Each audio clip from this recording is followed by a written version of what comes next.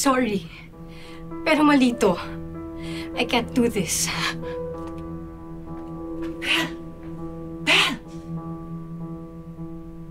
Sorry, Rochelle, ha? Kasi talagang hiyang-hiya na ako sa'yo.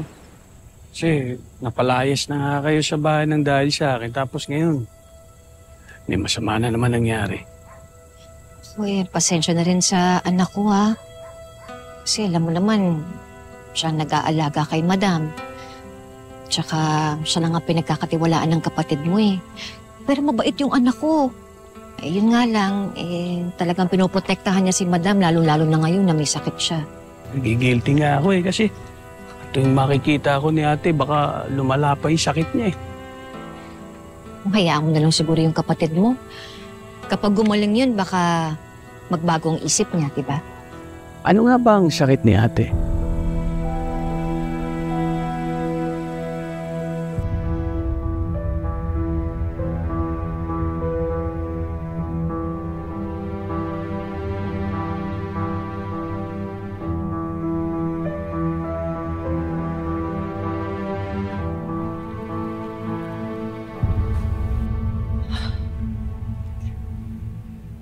Chico, I'm really, really sorry. But Belle just probably panicked. Don't worry. I will handle her. Kakausapin ko siyang mabuti. Promise. And what if she doesn't listen? I know my daughter. Mahal niya ang daddy niya. At hindi niya hayaang mamblema si Chris.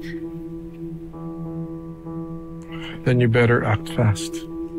You don't have the luxury of time. Ikaw naman kasi. Bakit naman yung anak ko pa yung nagustuhan mo? Pwede namang ako. Hindi pa tayo magpipilitan.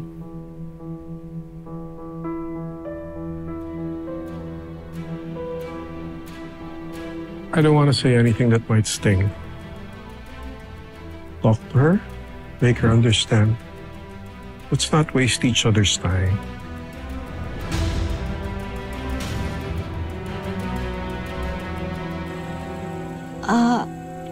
Acidic. Acidic yung kapatid mo, eh. Paano? Palaging stress. Tsaka palagi kasing nagagalit yung kapatid mo, eh. Lalo yata.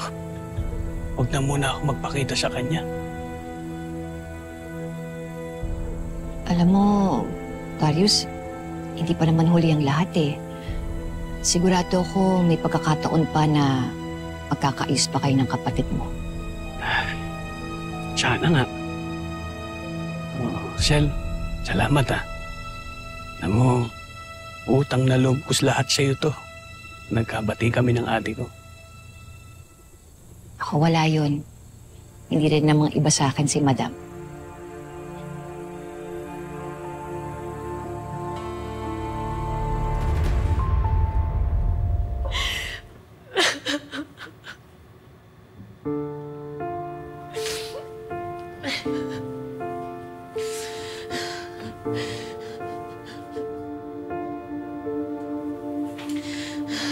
Belle? Ano nangyari sa'yo?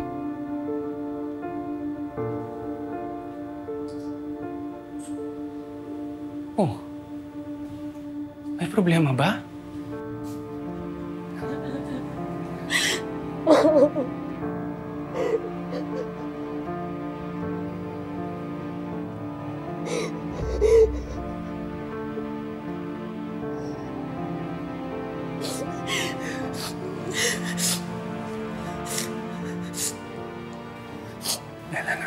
Anong problema?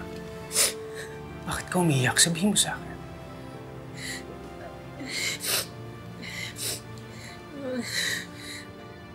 Well, kahit ano pa yan.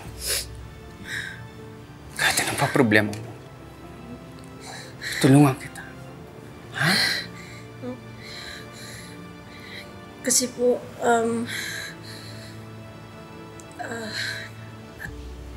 akala ko po magiging number 1 po ako sa class. Yun pala po, iba. Kaya na-frustrate lang po ako kasi Yan po dapat yung surprise ko para sa inyo ni Mommy.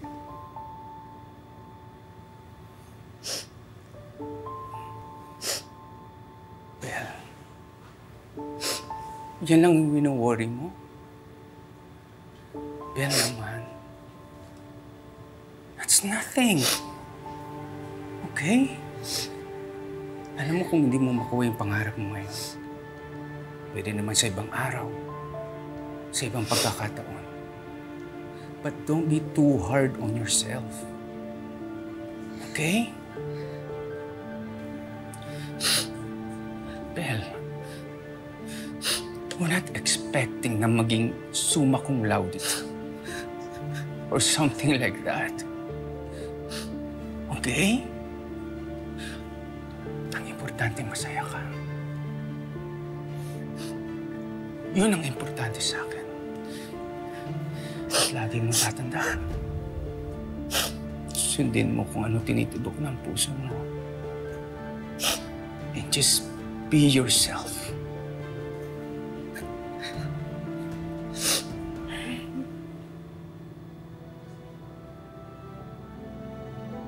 Thank you. Thank you, Dad. Oh, Bel. Daddy's always here for you, huh? Always. Thank you, Dad. Thank you. Dad, nakausap kita. Mahal na kasi yung po. Kahit anong bigat ang nararamdaman ko, nawawa sa akin dahil sa'yo. Thank you, Dad. Thank you. Thank you. Lagi mong tatandaan. Ha? Mahal na mahal kita. Okay? Kung ano mang problema mo, lapitan mo ko. Promise. Hindi kita iiwan. At lagi ako nasa likuran mo. Okay?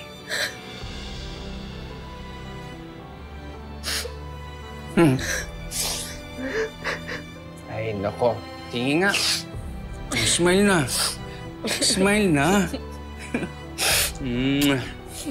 Smile ka na.